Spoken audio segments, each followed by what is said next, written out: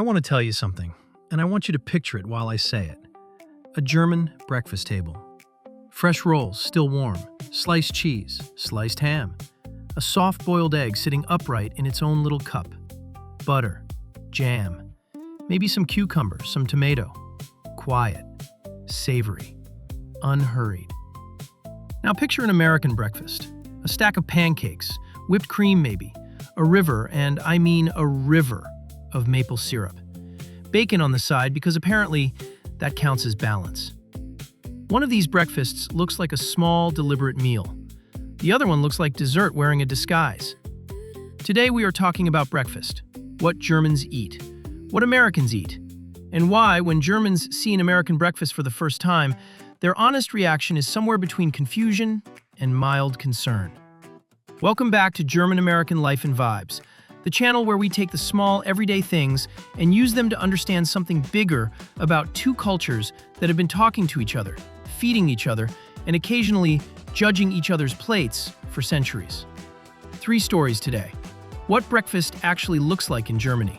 How America ended up eating cake in the morning and calling it normal. And what happened when German breakfast crossed the Atlantic 150 years ago, and where it quietly resurfaced. Let's begin. Story 1. The German breakfast table.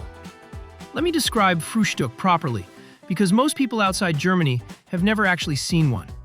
It starts with bread, fresh rolls, Brötchen or Semmeln, usually bought that same morning, sometimes still warm from the bakery. Alongside the rolls, a selection of cold cuts, ham, salami, maybe Leberkäse if you're feeling ambitious, a selection of cheese, a mild Gouda, maybe an Emmentaler, maybe something sharper if it's the weekend. Butter, always butter. Jam, usually more than one kind, sitting in little dishes. And the egg, soft-boiled, sitting in a small ceramic cup called an Eierbecher, cracked open at the top with a spoon, eaten directly out of the shell. This is not a special occasion. This is Tuesday. Here is the important part, though. It is savory. There is no sugar bomb at the center of the plate. There is no syrup, there is no whipped cream. Breakfast, in the German mind, is not a treat. It is not a reward. It is fuel. Good fuel. Real fuel. Bread and protein and fat to get you through the morning. And on Sundays, it becomes something else entirely. Sunday, Frühstück, in many German households, is not a 15-minute event. It can run for 2 hours. The whole family at the table. More bread options. More cheese, maybe a soft Rührei, scrambled eggs, on the side. No one is rushing anywhere. The newspaper comes out, conversation happens. It is, honestly, one of the most quietly civilized rituals I know. There is also, I have to mention, the bread itself. German bakeries produce an entire universe of rolls and loaves specifically suited to breakfast. Not the soft, sweet dinner rolls Americans might picture, but rolls with a proper crust, a little resistance when you bite into them, a texture that holds up under butter and cold cuts without falling apart. Germans are, famously, particular about their bread. We've talked about this on the channel before, and breakfast is where that particularity shows up every single day, not just on special occasions. And the muesli deserves a mention too. Bircher muesli. Oats soaked overnight in milk or yogurt, mixed with grated apple, nuts, maybe a little honey, is a genuinely common German breakfast option, especially on weekdays when there isn't time for the full spread. It is filling. It is not sweet in the American sense. And it is about as far from a bowl of frosted cereal as you can get, while still technically being a bowl of breakfast. Now, when Germans encounter an American breakfast menu for the first time, the reaction is rarely discussed. It is confusion. Pancakes at breakfast, doused in syrup? This reads, to a German, roughly the way a slice of birthday cake at 8 in the morning would read to anyone. Delicious, sure, but also, is this a special occasion? Did someone forget to tell me? I have heard German visitors to America describe their first diner breakfast almost like a dare. Not because it wasn't good. Most of them admit quietly that it was very good. But because the sheer scale of it, the sweetness of it, the idea of starting a Tuesday morning with something that rich felt almost transgressive, like eating dessert while everyone around you pretends it's a completely normal Tuesday. Which, in America, it is. And the thing is, Germans are not being precious about this. It is simply a different relationship with the first meal of the day. In Germany, indulgence has its place. Cake happens, absolutely. But cake happens at 3 in the afternoon, with coffee, in a ritual all its own called Kaffee und Kuchen, which we might have to make an entire episode about. Breakfast is not where sugar lives. Breakfast is where bread, cheese, and a soft egg live, quietly, every single morning, without needing to prove anything. Story 2. Why America Eats Cake for Breakfast. Here is where the story gets genuinely funny, because the origin of the American sweet breakfast is one of the great ironies in food history. Let's go back to the late 1800s. A man named John Harvey Kellogg is running a wellness sanitarium in Battle Creek, Michigan. He is, by most accounts, obsessed with digestive health, deeply suspicious of rich foods, and convinced that a bland, plain diet is the key to moral and physical purity. Along with his brother Will, he invents cornflakes. Not as a treat, not as a sugary snack, but specifically as an anti-indulgence health food. The entire point of cornflakes was to be boring. Bland was the feature, not the bug. Now, fast forward a few decades. The Kellogg brothers eventually part ways over exactly this question, because Will Kellogg looks at the market and realizes something. People do not actually want bland. People want breakfast to taste good. And so, slowly, sugar starts creeping into the cereal aisle. Frosted this, sugar-coated that. By the mid-20th century, the product that began life as a moral crusade against indulgence has become an entire category of dessert for breakfast, marketed directly at children with cartoon mascots. Meanwhile, pancakes and waffles are having their own moment. These are old foods, genuinely old, with roots going back to European griddle cakes. But in America, they get paired with something the rest of the world uses far more sparingly: maple syrup, in genuinely enormous quantities, poured with real enthusiasm. Add whipped cream, add bacon on the side, so the plate still feels like a real meal. And you have built, essentially, a breakfast dessert that everyone has agreed to call a breakfast.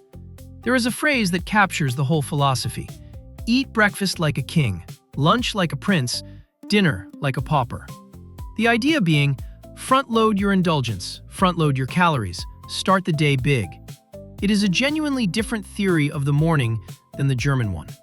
The American theory says, begin with abundance and sweetness, because you have the whole day to work it off. The German theory says, begin with something solid and savory, because you are not trying to celebrate the morning, you are trying to get through it well-fed and clear-headed. And then there's the diner.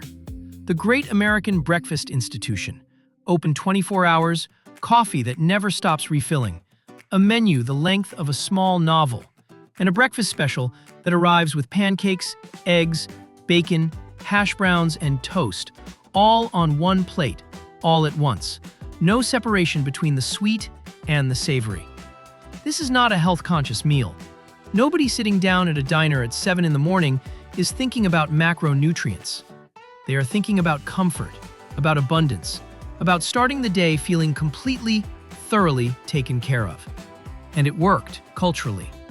Breakfast in America became associated with generosity, the hearty breakfast, the most important meal of the day, a phrase so deeply embedded in American thinking that most people assume it is a scientific fact, rather than, largely, a marketing slogan that cereal companies were more than happy to repeat for the better part of a century.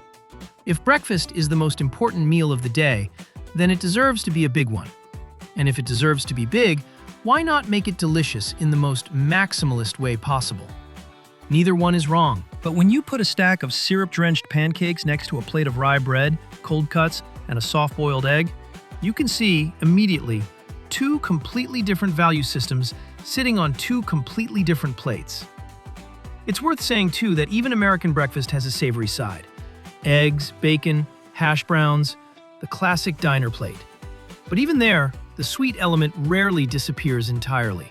There is almost always syrup somewhere on the table, a stack of toast with jam close by, orange juice poured generously. The savory and the sweet sit side by side, and nobody at the table finds that combination strange. In Germany, that same plate, eggs next to a stack of syrup-soaked pancakes, would read as two separate meals accidentally served on one plate. Story 3. The Crossing. Now here's the part of the story most people don't know. When German immigrants came to America in massive numbers throughout the 1800s, settling heavily in Pennsylvania, Ohio, Wisconsin, Texas, they brought their breakfast habits with them, the same way they brought their bread. Rye toast, pretzel rolls, cold cuts in the morning, soft cheese. In Pennsylvania Dutch country specifically, which is actually German, Dutch here being a corruption of Deutsch, you can still find breakfast traditions with clear German fingerprints. Scrapple, a savory breakfast meat, has roots that trace directly back to German and Dutch pork traditions brought over by these communities. In cities like Cincinnati and Milwaukee, both of which had enormous German populations by the late 1800s, German-style delicatessens and bakeries were, for a time, simply part of the local breakfast landscape. You could walk in, order rye bread, cold cuts, cheese, a soft egg, and no one would look at you twice. It wasn't exotic. It wasn't a novelty. It was just what breakfast looked like in a German neighborhood. But as America industrialized, and as the sugar-forward breakfast model took over the mainstream, cereal companies advertising directly to children, pancake mixes appearing in every grocery store, syrup becoming a staple rather than a treat, the savory German-style breakfast retreated. It didn't disappear. It just became a regional thing, an immigrant community thing, something you'd find in a Pennsylvania Dutch diner or a German-American deli, rather than something on the national menu. Assimilation in America often worked this way. The food didn't vanish, it just quietly stopped being the default and became something you had to go looking for. And here's the part I genuinely love. In the last several years, something has been quietly shifting back. Savory breakfast boards, cheese, cold cuts, soft eggs, good bread, all arranged beautifully on a wooden board, have become a genuine trend in American brunch culture. People are posting them online. Bakeries and cafes in cities across the country are building entire menus around a European-style savory spread. Nobody is calling it a German breakfast. Most people building these boards probably have no idea that they are, essentially, recreating Frühstück. But the shape of it, the values underneath it, bread, cheese, protein, no syrup required. That is the same instinct that has been sitting quietly in Germany this entire time. It took 150 years, a few waves of immigration, an entire century of sugar marketing, and eventually a brunch culture looking for something new. But the savory breakfast board found its way back onto American tables. It just came back wearing a different name. So, two breakfasts. Two philosophies, really. Two very different ways of starting the day, and somehow, when you actually sit down and eat, both of them make sense. I think about this every time I visit home and sit down to a proper Frühstück, and then think about the diner breakfasts I've had here in America, stacked high, syrup running off the edge of the plate.